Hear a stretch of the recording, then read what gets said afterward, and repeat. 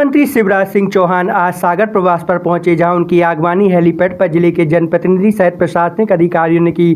तदुपरांत अपने पूर्व से तय कार्यक्रम के तहत सर्वप्रथम उनका काफिला बुंदेलखंड मेडिकल कॉलेज पहुंचा, जहां उन्होंने प्रदेश में कोविड से के संभावित तीसरे लहर से निपटने की प्रशासन एवं अस्पताल प्रबंधन के इंतजामों की मैदानी समीक्षा की और ICU वार्ड का निरीक्षण किया। यहाँ पर्याप्त इंतजाम है नहीं, इसका भी जायजा लिया। इस दौरान उन्होंने प्रदेश में कोविड संक्रमण को लेकर संभावित खतरे से निपटने के लिए सरकार की पूरी तैयारी का दावा किया और जो भी आवश्यक कदम उठाए जाने हैं उसको लेकर पूरे प्रयास की बात कही। साथ ही प्रदेश में कोविड संक्रमण से बचाव के तहत वैक्सीनेशन अभियान के मामले में प्रदेश की संतोषजनक स्थिति होने की बात कही। तीसरी कोविड की लहर ना आ पाए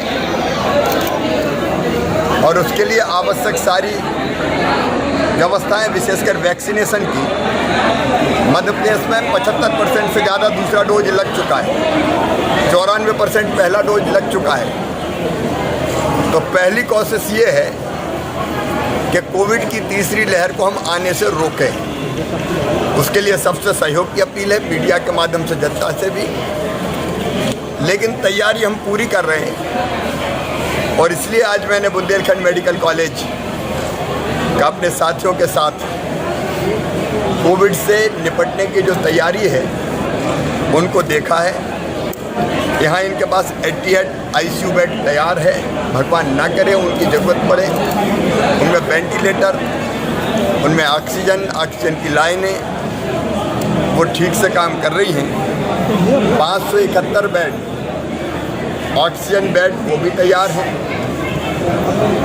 उसकी भी ज़रूरत ना पड़े, यही प्रार्थना है। बच्चों के लिए अभी 14 तो तैयार है, 42 बेड की व्यवस्था है,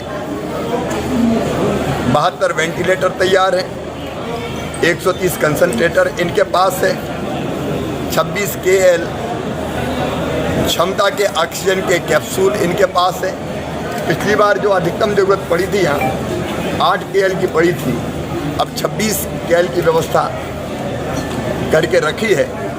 ऑक्सीजन के सिलेंडर के लिए बीना रिफाइनरी में हमने जो काम शुरू किया था, मुझे बताते हुए खुशी है कि दिसंबर के अंत तक वो पूरा हो जाएगा और दिसंबर के अंत तक हम 3000 जंबो जो सिलेंडर है ऑक्सीजन के, वो भी हम भर के प्रतिदिन ला पाएंगे।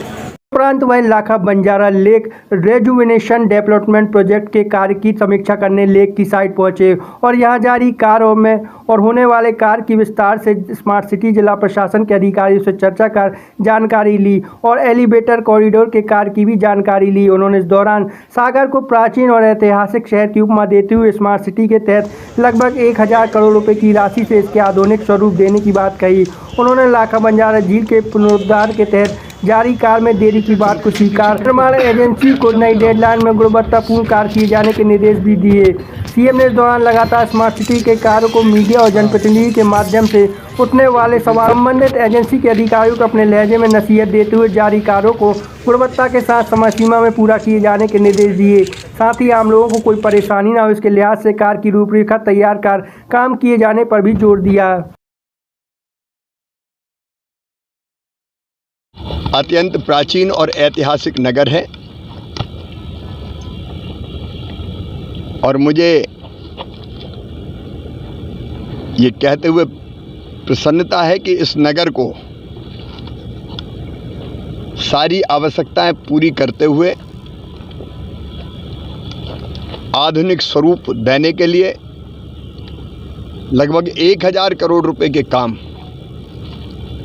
स्मार्ट सिटी प्रोजेक्ट के अंतर्गत स्वीकृत, कुछ स्वीकृत होके प्रगतिरत है और कुछ स्वीकृति के अंतिम चरण में है। उनमें से सागर की एक बड़ी समस्या का समाधान, क्योंकि हमारा जो पूरा सागर है प्राचीन, उसको यहाँ जोड़ने के लिए लाखा बंजारा झील से एलिवेटेड कॉरिडोर बनाया जा रहा है।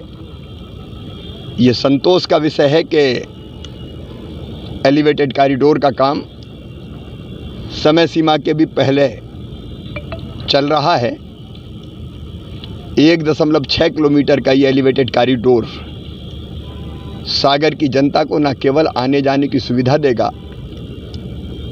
बल्कि सागर को नया स्वरूप भी प्रदान करेगा। इसके आगे विस्तार की भी योजना मेडिकल कॉलेज तक, अस्पताल तक है।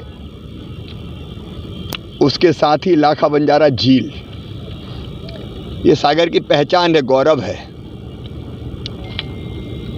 इसका काम तब स्वीकृत हुआ था जब पुरानी सरकार थी।